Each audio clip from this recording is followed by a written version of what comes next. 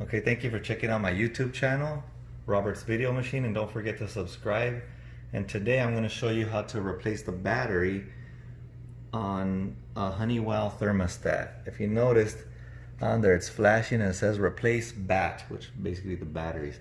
And the way you do it on these thermostats, I'll put the model number on there as well so you can see this particular one, but you just push it out, straight out. So basically you just grab the thermostat and you pull it out.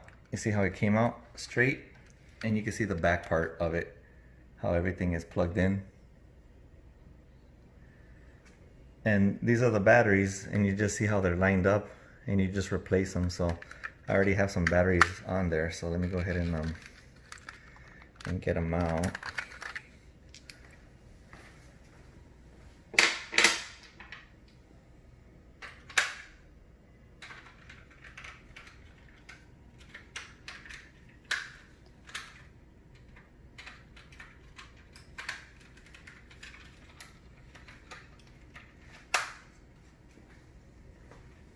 Okay, so I already replaced the new batteries. I put them in there, and you just basically put it back in the way it was. Make sure these things line up to this, and you just push it straight in, and they all have their guides on it.